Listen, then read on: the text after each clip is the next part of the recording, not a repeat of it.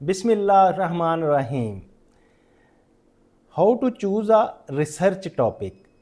आज का हमारा टॉपिक भी यही है कि हमने रिसर्च का टॉपिक किस तरह से चूज़ करना है।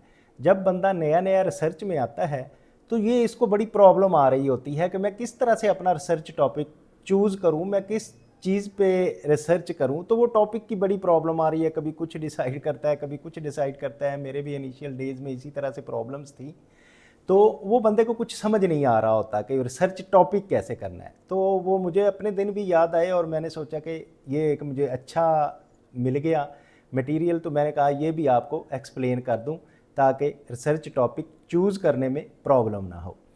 तो रिसर्च टॉपिक चूज़ करने के 6 स्टेप्स हैं जो इधर मुझे मिले हैं और ये बहुत अच्छे हैं, और इसको मेरा ख्याल है कि ये उस वक्त मिले होते तो बड़ी आसानी हो जाती मुझे भी अपना टॉपिक चूज़ करने में।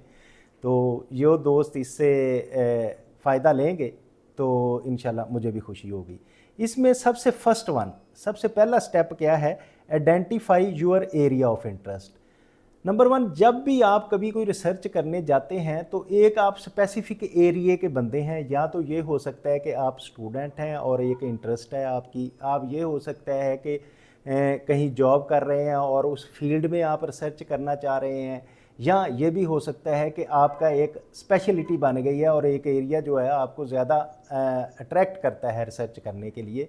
तो सबसे पहले तो आपने वो फाइंड करना है कि आपका कौन सा एरिया है, कहाँ आपने इंटरेस्ट करनी है।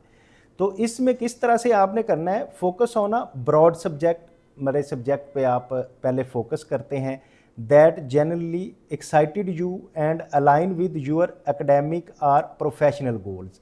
जो फिर आपको अलाइन करता है, मिलाता है आपको जो आपके एकेडमिक गोल्स होते हैं या प्रोफेशनल गोल्स होते हैं। तो वो एक ब्रॉड सब्जेक्ट है। ब्रॉड सब्जेक्ट में आप जाते हैं। सपोज आप कह लें जी मैंने फाइनेंस में करना है, तो सबसे पहले आप फाइनेंस के रिलेटेड चीज़ों को देखें और उसका अपना जो है अलाइन करें अपनी एकेडमिक और प्रोफेशनल गोल्स जो आपके हैं उसके साथ आप उसको अलाइन करते हैं।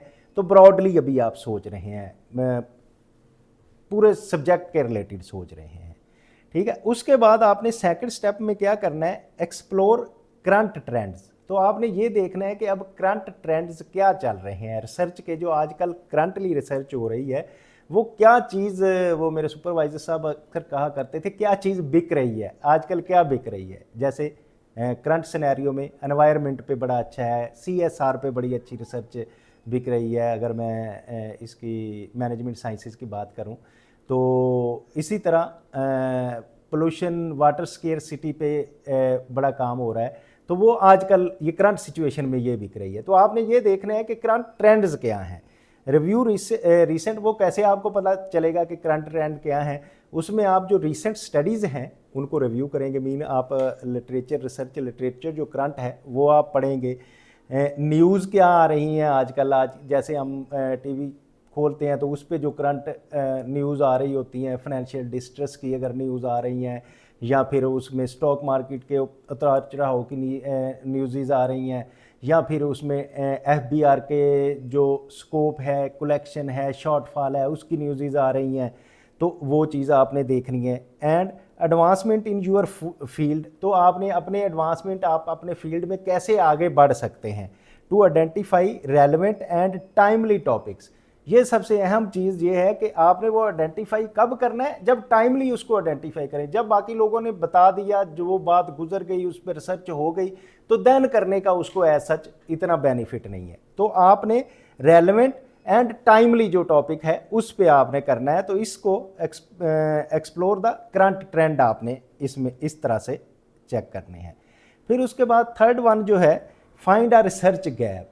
ये मैं अक्सर अपने हर लेक्चर में आपकी रिसर्च की आसानी के लिए जो चीज़ है कि आपको कहीं रिसर्च गैप मिल जाए। ये बहुत सारी चीज़ों पे काम हो रहा है, लेकिन कोई ऐसी चीज़ है जिस पे अभी तक काम नहीं हुआ, उसको फाइंड करना है आपने। तो फिर आपके लिए रिसर्च आसान हो जाएगी। वो किस तरह से? Analyse the existing literature. तो आप जो एनालिसिस करेंगे एग्जिस्टिंग लिटरेचर का, लिटरेचर रिव्यू करेंगे। उसके बाद to spot area that lack a sufficient study. तो वो एरिया आप मेंशन करेंगे, स्पॉट करेंगे कि इस पे लैक है, सफिशेंट स्टडी नहीं हुई, इसमें कमी है अभी तक रिसर्च की। आर नीड फर्दर एक्सप्लोरेशन, या ये है कि स्टडी तो हो गई है लेकिन एक लिमिटेड हद तक है, इसको और ज़्यादा एक्सप्लोर किया जाता है, इसको एक्सप्लोर किया जा सकता है, तो वो आप उसमें रिसर्च गैप ढूंढेंगे। जब आपको रिसर्च गैप मिल जाता है तो फिर आपका वो काम काफ़ी आसान हो जाता है, रिसर्च करते हैं। फिर असेस द फिजिबिलिटी, अब ये है कि आपने ये भी देखना है कि उसकी फिजिबिलिटी है भी कि नहीं उस रिसर्च की। ठीक है, आप ऐसी रिसर्च करना चाह रहे हैं जो फिजिबल ही नहीं है, जो इस सोसाइटी पे अप्लाई ही नहीं हो सकती, तो इस चीज़ को आपने ये इंश्योर करना है कि क्या फिजिबल है इसमें करनी। Consider the availability of resources, के ये रिसर्च जो आप कर रहे हैं आपके पास इस पे रिसोर्सेज हैं। अब रिसर्च जब इम्प्लीमेंट करनी है तो उसके लिए रिसोर्सेज हैं, या फिर ये जो आपने जिस पे एनालिसिस करना चाहते हैं क्या आपको डाटा अवेलेबल होगा। And time required to investigate the topic thoroughly, और आपके पास जो टाइम लिमिट है, आप अगर स्टडीज़ कर रहे हैं, स्टूडेंट हैं या प्रैक्टिकल लाइफ में हैं, तो ये जो आप सोच रहे हैं जितनी स्टडी करने की, इसके लिए आपके पास रिसोर्सेज है, डाटा है और टाइम लिमिटेशन अगर तो है, देन जो है आपकी लिए ये फिजिबल होगा, अदरवाइज ये फिजिबिलिटी नहीं होगी। तो देन आ गया narrow your focus. Narrow your focus मेरे सुपरवाइज़र साहब फैसल कदीर साहब अक्सर वो ये बात फरमाते होते हैं कि to know everything about something, यानी कि आपके पास बहुत सारा नॉलेज होना चाहिए अबाउट समथिंग, किसी छोटी चीज़ के लिए। वो एक एग्जांपल अक्सर देते होते हैं कि ये आपने रिसर्च ये नहीं करनी कि ये पूरे लाहौर के घरों पे नहीं करनी, आपने लाहौर के मीन आप आगे चले जाएं, बैरिया टाउन है, बैरिया टाउन का फलां घर है, अगर वो घर जो है उस पे फिर आपको हर चीज़ का पता होना चाहिए कि ये प्लाट किसने लिया, ये इस पे डिज़ाइन किसने बनाया, इसकी कंस्ट्रक्शन किसने की, इसमें कितने मिस्त्री लगे थे, इस घर में कितने लोग रह रहे हैं, कितना कुछ है। ये आपकी रिसर्च है कि नो एवरीथिंग अबाउट समथिंग।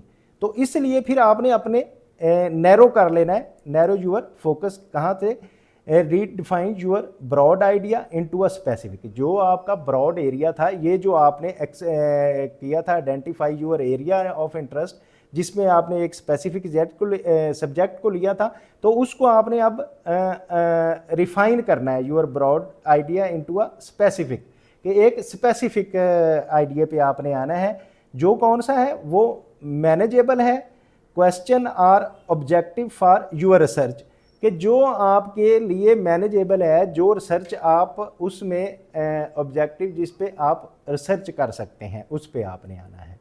ठीक है, तो आप अपना एरिया स्पेसिफाई करेंगे। फिर एवेल्यूएट द रेलेवेंस, जो लास्ट इसका पार्ट है, एवेल्यूएट द रेलेवेंस क्या करेंगे, ensure the topic contribute meaningfully to your field and align with the academic और इंडस्ट्री नीड।